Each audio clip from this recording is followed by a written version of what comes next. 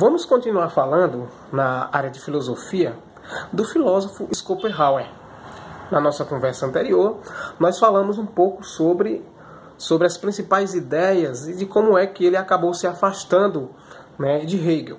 Então, para Schopenhauer, tudo que o mundo inclui ou pode incluir é inevitavelmente dependente do sujeito. Isso significa dizer que não existe o mundo não existe senão sem a presença do sujeito. O mundo para Schopenhauer é, portanto, representação. Isso significa dizer ainda que para Schopenhauer não existe uma realidade exterior absoluta e que para existir o conhecimento depende do sujeito. É preciso existir o sujeito. Não existe conhecimento sem o sujeito. Essa é a principal ideia de Arthur Schopenhauer. Dessa forma, Schopenhauer afasta-se das reflexões apresentadas inicialmente por Immanuel Kant e inicia a sua própria ideia, inicia o seu próprio sistema de pensamento, inicia a sua própria filosofia. A representação do mundo seria para Schopenhauer uma ilusão, pois o objeto conhecido é condicionado pelo sujeito, parte do sujeito. Mas também, diferentemente de Immanuel Kant, admite ser possível alcançar a essência das coisas por meio do intuitivo, por meio da intuição, o que ele vai chamar filosoficamente de insight intuitivo. Tá bom? Uma espécie de iluminação, como nós já dissemos na conversa passada. Então, nesse processo, a arte teria uma grande relevância no pensamento de Schopenhauer, pois a atividade estética permitiria ao humano, ao ser humano, ao sujeito, a compreensão da verdade, a construção da verdade. Pela arte, portanto, na visão de Schopenhauer, o sujeito se desprenderia, se afastaria de uma individualidade para juntar-se, para fundir-se no objeto, numa entrega pura e plena. Nesse ponto, portanto, Schopenhauer seria um filósofo romântico.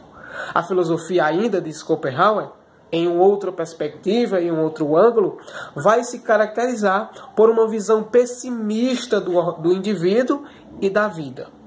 Para Schopenhauer, para o filósofo Schopenhauer, o humano seria essencialmente vontade, o que levaria esse sujeito, portanto, a desejar sempre mais e mais, resultando, portanto, ou sendo resultado de uma imensa satisfação constante.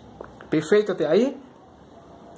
Mas a história para Schopenhauer, a história no pensamento schopenhaueriano, é a história de lutas em que a infelicidade é a norma.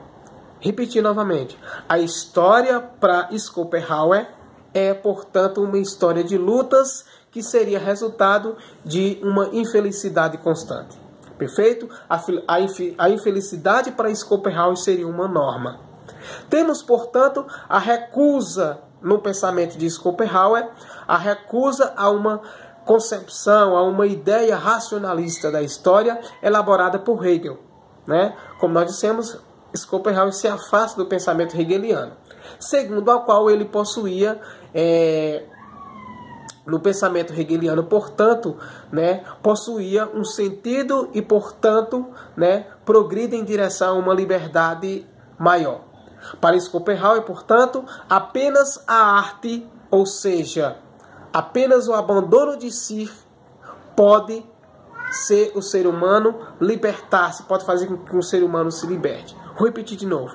Para Schopenhauer, apenas pela arte, apenas pela arte, portanto, o ser humano faz com que o ser humano liberte-se. É preciso que ele abandone-se, a si mesmo. Perfeito? Pode o ser humano libertar-se da dor pela arte. Schopenhauer diz que a arte faz com que o ser humano liberte-se da dor. A filosofia schopenhaueriana, portanto, é inspirada nas chamadas filosofias existencialistas, em que a gente vai ver nas próximas conversas. Perfeito? Espero que vocês tenham compreendido. Aprofunde mais a filosofia de Schopenhauer e Sue Schopenhauer, para a gente poder dimensionar um pouco mais a essa filosofia. Perfeito? Abraço virtual a todos e a todas.